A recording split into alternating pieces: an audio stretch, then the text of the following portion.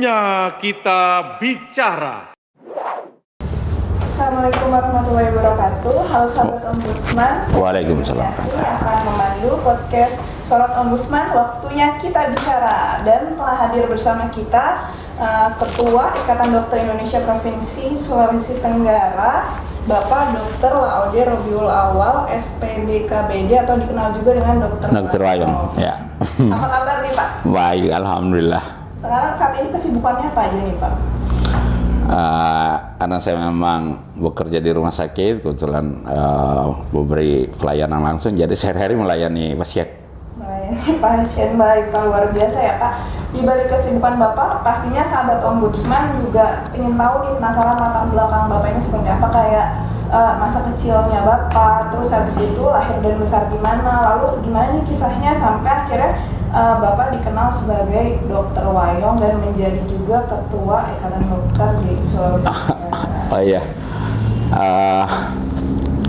saya asli Sulawesi Tenggara ya, kalau sukunya suku Muna, lahir besar di kampung di Wakumoro sekarang ini ya, Kecamatan Parigi sekarang ya.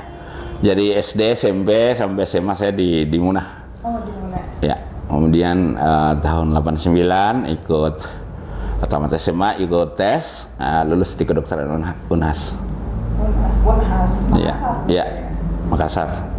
Habis itu sempat bertugas di Kalimantan Tengah sebagai dokter PTT di Kabupaten Kapuas. Kemudian sempat juga bekerja sebagai dokter kapal ya, dokter Pelni ya, sempat bekerja di Pelni sebagai dokter kapal. Kemudian bertugas lulus PNS di Muna kembali, saya tes di Palangkaraya tapi milihnya Sulawesi Tenggara, mau pulang kampung. Kembali. Ya, 2003, kemudian 2005 ambil pendidikan bedah. Habis itu tamat spesialis. Saya bekerja di Sulawesi Tenggara, di Kolaka Utara dan di Muna. Kemudian 2015 ambil konsultan bedah saluran cerna atau bedah digestif. 2017 selesai dan langsung bekerja di Rumah Sakit Bahtera Mas Provinsi Sulawesi Tenggara. Saya sudah 4 tahun saya di sini. 2019 ya Pak menjabat sebagai ketua. 2019 saya teman-teman ID Sultra memberi amanah kepada saya untuk menjadi ketua ID. Itu gimana Pak sampai akhirnya diamanahi menjadi ketua ID ini, kisahnya?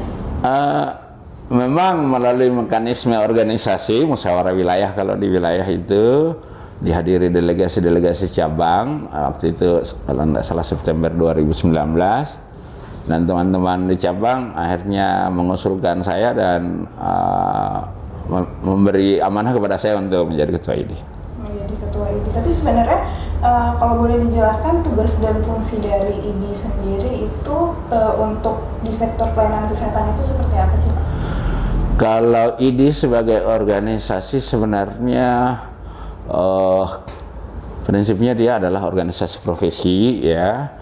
Jadi dalam pelayanan kesehatan ala individu-individunya yang sesuai dengan posisinya masing-masing, sebagai organisasi ID itu lebih pada menjaga aspek ya etiko-mediko legal profesi sebenarnya agar berjalan sesuai dengan prinsip-prinsip Sumpah Dokter, berjalan prinsip-prinsip pelayanan sesuai dengan kode etik kedokteran. Jadi lebih kayak internal sebenarnya.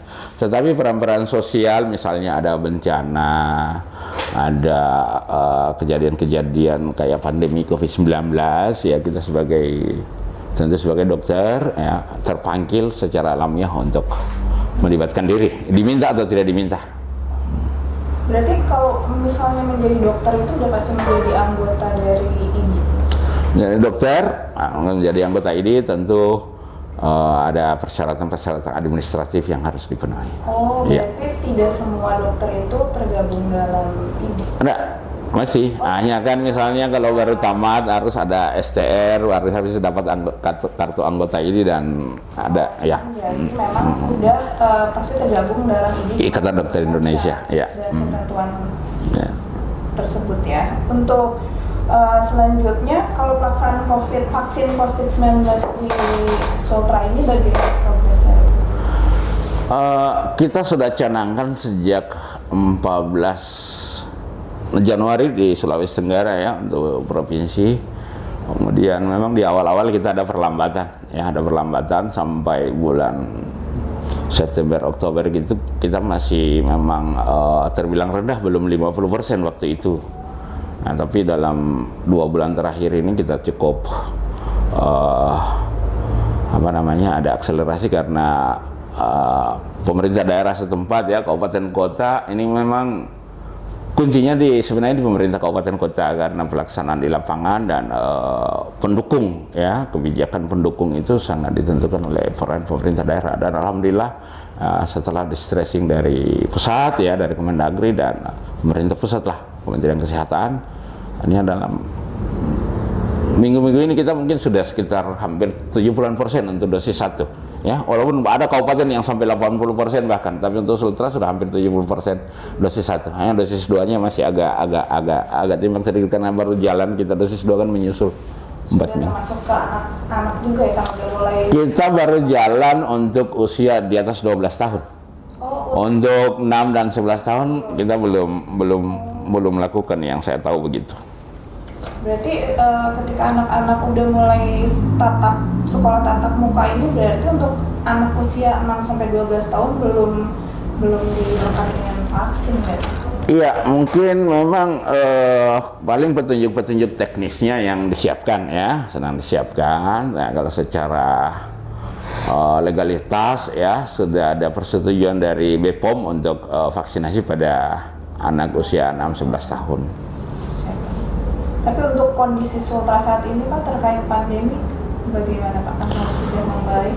Untuk kalau dilihat dari angka kasus ya dalam 3 bulan atau 4 bulan terakhir, bahkan kita sangat rendah sekali, berhari-hari biar kita tidak ada kasus, kalaupun ada 2-3 orang itu pun dalam seminggu kadang-kadang tidak sampai 5 orang ya. Dan rata-rata itu gejala ringan, tidak ada yang membutuhkan perawatan khusus intensif di rumah sakit. Semoga tetap dengan kasus aktif kita hampir tidak ada. Kalau tidak salah sampai kemarin itu kasus aktif itu 4 orang, itu pun tidak memerlukan perawatan khusus di rumah sakit.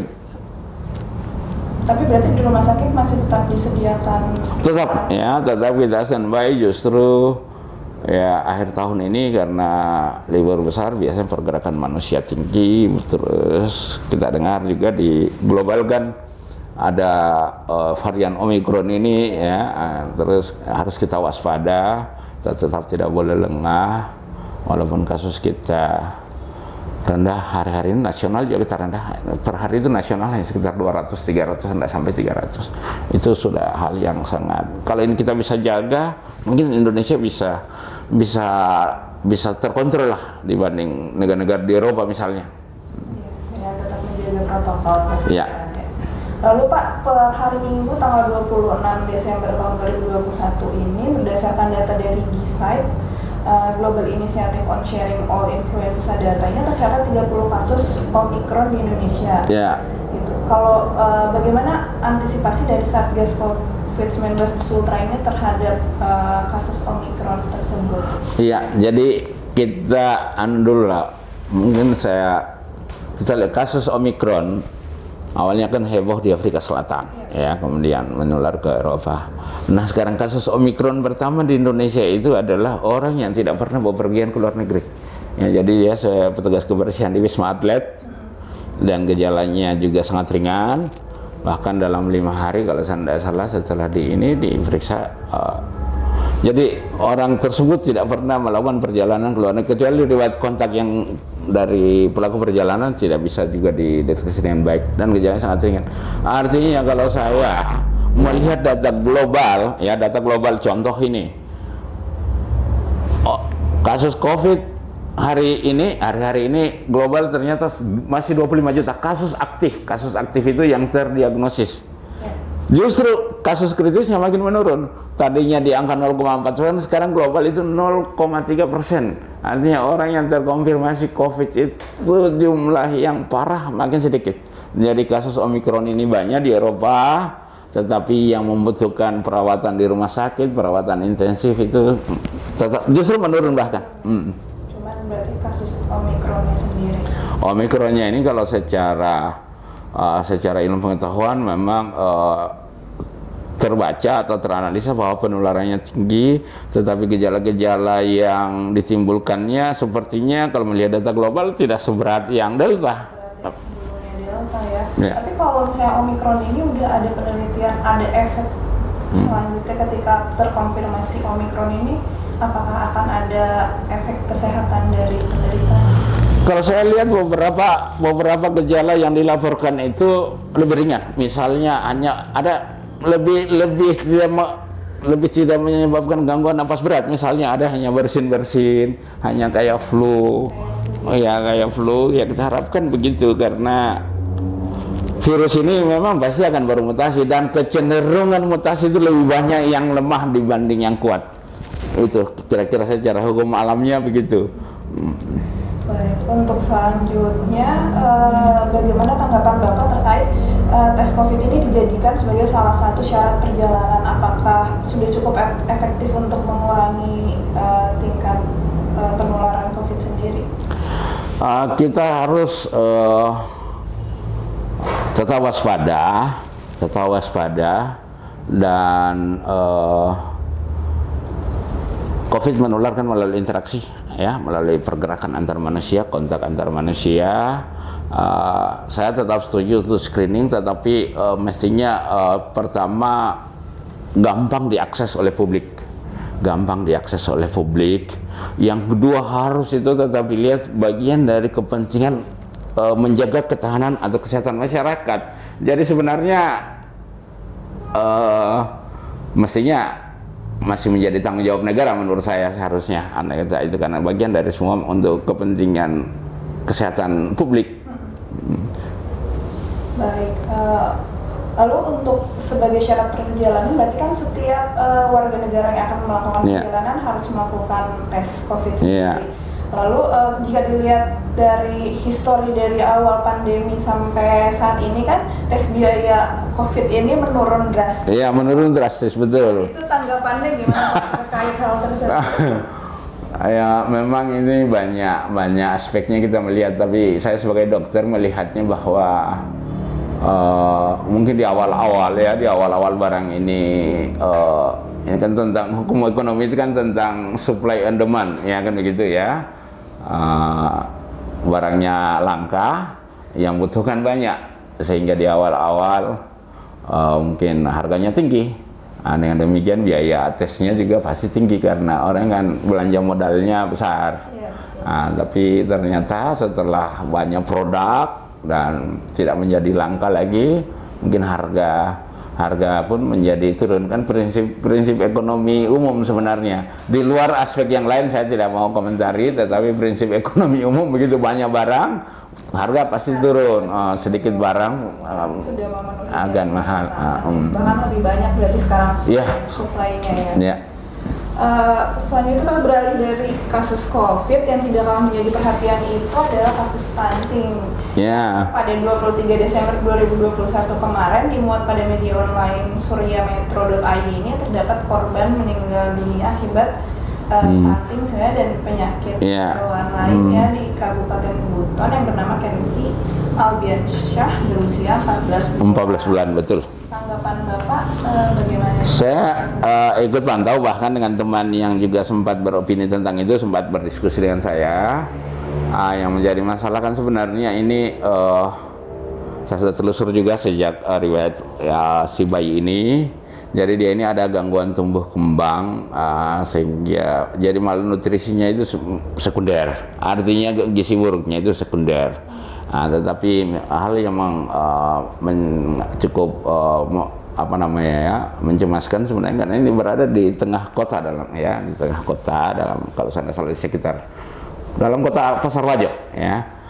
Jadi seharusnya karena kita di pelayanan publik itu kan di promosi preventif itu ada puskesmas lagi punya kelompok-kelompok posyandu dan sebagainya untuk timbang badan dan sebagainya, imunisasi dan sebagainya. Mungkin kita kurang bagus koordinasi di lapangan sebenarnya, itu barangkali. Jadi sebenarnya posyandu sendiri sudah cukup membantu untuk memonitor dari perkembangan gizi di setiap anak di Justru di posyandu itu kan dilakukan balita itu kan timbang badan setiap bulan itu di posyandu ya, termasuk imunisasi. Hanya saya tidak tahu apakah karena juga bagian efek dari pandemi ini sehingga kita kekurangan atensi semuanya. Bayi ini lahir memang dengan gangguan napas berat ya, sehingga tidak punya refleks untuk mengisap ya, jadi sehingga sempat makan dengan selang ke lambung, jadi dia sekunder lah, bukan gizi buruk murni karena kekurangan asupan kalori atau nutrisi. Sebenarnya berefek dari penyakit bawaan dari lahir itu ya, akhirnya berimbas ke situ mungkin. Jadi dia bukan kelainan bawaan lahir, tetapi dia lahir dalam kondisi napas yang tidak bagus, kemudian dalam perawatan dia sempat juga ada kejang bayi ya, kejang neonatal, terus perawatan intensif 1 minggu kurang lebih. Tetapi itu katakanlah itu menjadi faktor penyebab dia gizi buruk. Tetapi kan kalau sampai 14 bulan ya misalnya tidak penanganan yang adekuat secara medis, kan dia ini harus sudah multi penanganan kasus begini. Selain multi sektor juga multidisipliner sebenarnya, keilmuan kedokteran ya, ada ahli gizinya, ada ahli anaknya, mungkin ada kelainan paru-paru juga perlu lagi dokter paru lagi untuk ini. Nah ini yang luput ini, sehingga waktu terlacak itu kondisinya sudah sedemikian kritis sehingga belum sempat dapat penanganan yang adekuat di rumah sakit, sehingga tidak tertolong.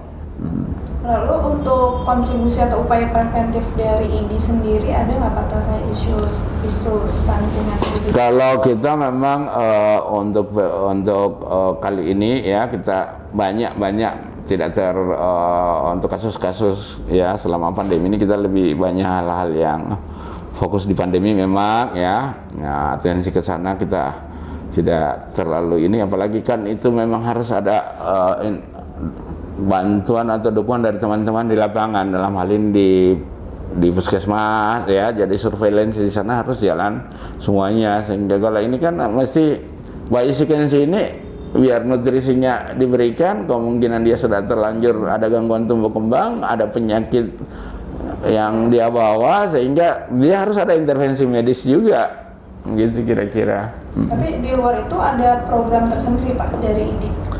Kalau di ID kita, karena tadi seperti saya katakan bahwa kita sebenarnya di internal lebih banyak fokus kepada etika mediko legal ya. Tetapi kalau misalnya kita dari pemerintah, dinas kesehatan, kota, kabupaten, provinsi apa segala macam untuk turun, karena memberikan pelayanan, katakanlah memberikan pelayanan luar ya, daerah terpencil ya, biasanya diminta dari kita untuk turun bersama-sama. Yang begitu-begitu aja kita. Ya, biasanya dari Dinkes provinsi atau kabupaten kota, pelayanan daerah-daerah terpencil khusus sekalian screening. Oke Pak, jadi kita lebih santai lagi selanjutnya ya Pak. Jadi di Ombudsman ini ada salah satu cara penyelesaian laporan di Ombudsman, namanya itu RCO. RCO itu adalah respon cepat Ombudsman. Nah, maka dari itu saya akan ngajak Bapak bermain games RCO, tapi bukan untuk menyelesaikan laporan masyarakat. RCO, respon cepat Ombudsman. Keren. Tapi ini games, kita buat games. Jadi nanti saya akan memberikan 2 pilihan ke Bapak. Pertanyaannya ada 5 pertanyaan yang perlu Bapak jawab. Perlunya itu adalah menjawab tanpa berpikir. Jadi, cepat langsung. Aduh, bahaya itu. Cerdas cermat itu sudah. Nah, ini lagi. Gitu Pak. Jadi langsung kita mulai ya Pak. Pertanyaan pertama adalah Laude Rabiul Awal atau Wayung? Laude Rabiul Awal. Karena memang nama aslinya. Tapi akhirnya disebut dikenal menjadi Dr. Wayung itu?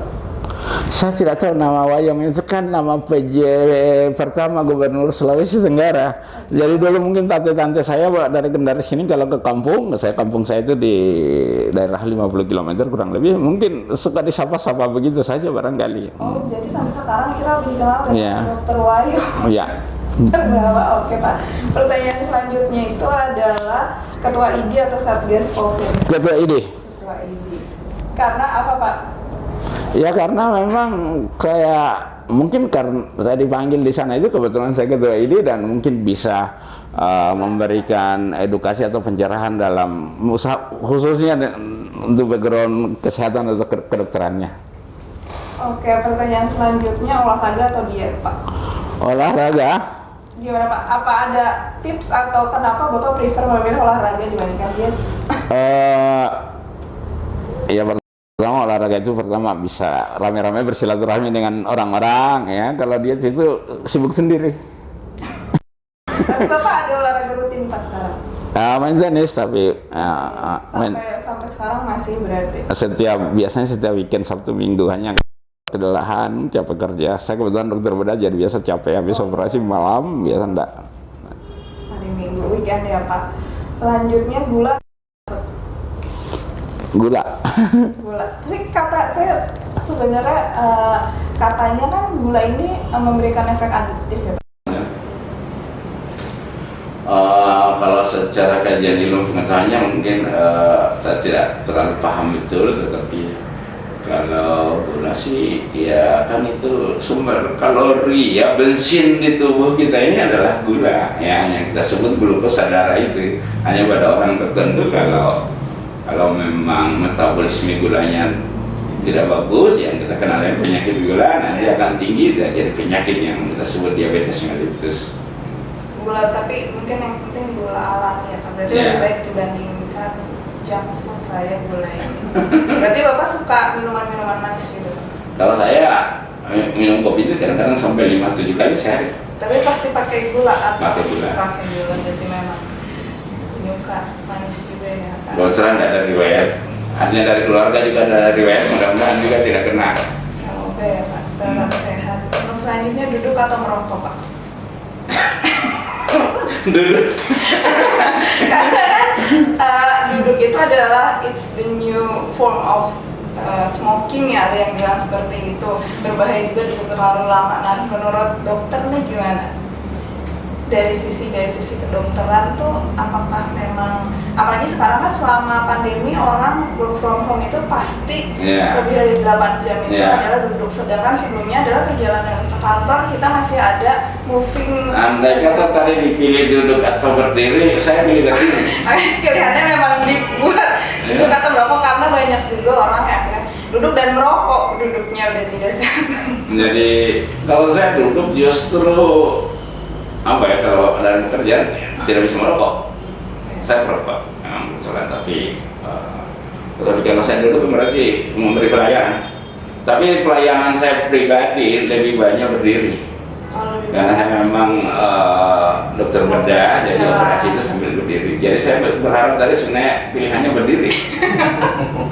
Tapi kalau misalnya ada tips nggak untuk menanggulangi sahabat ombudsman yang memang WFH dan lebih banyak duduk gitu dan dokter agar kita tetap sehat gitu, tidak timbul penyakit dari terlalu lama? Iya, kalau saya sih mungkin ya sambil sambil relaksasi sendiri di rumah atau ini, kalaupun ini jogging dalam kamar, jalan-jalan dalam rumah ya, muter-muter, karena nanti muncul masalah. Rata-rata saya lihat mulai anak-anak sampai orang dewasa selama pandemi ini banyak bekerja di rumah, rata-rata badan naik.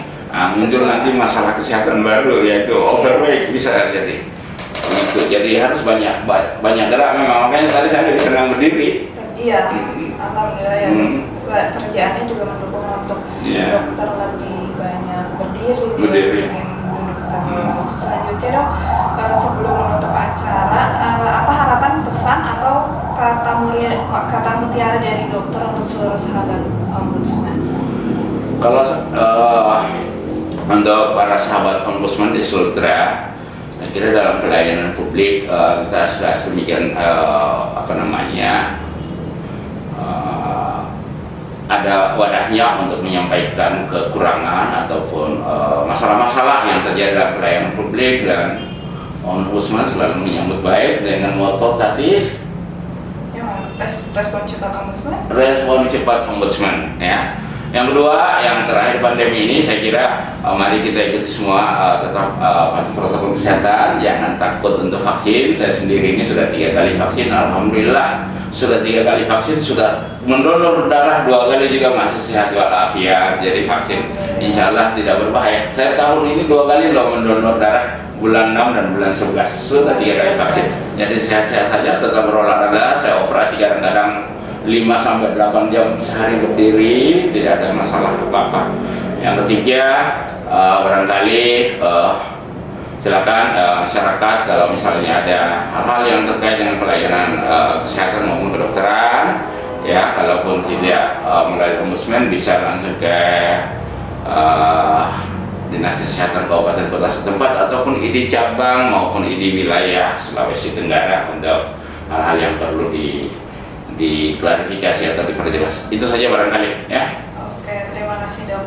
Baik, sampai di sini perbincangan kita dengan Dr. Wayong. Harapan kita semua semoga keadaan kembali normal dan sahabat ombudsman juga dihimbau untuk tetap menjalankan protokol kesehatan, karena dengan kita menjaga diri kita sendiri, kita juga menjaga orang-orang yang kita sayangi. Akhir kata, saya sebagai host mengucapkan terima kasih kepada Dr. Wayong atas sharing pengalaman dan pengetahuannya, dan tidak lupa saya ucapkan juga terima kasih kepada sahabat ombudsman yang telah menonton podcast ini. Kritik dan saran bisa disampaikan pada kolom komentar, dan jangan lupa untuk subscribe dan nyalakan lonceng notifikasi untuk mendapatkan update episode podcast selanjutnya. Podcast Sorot Ombudsman, waktunya kita bicara.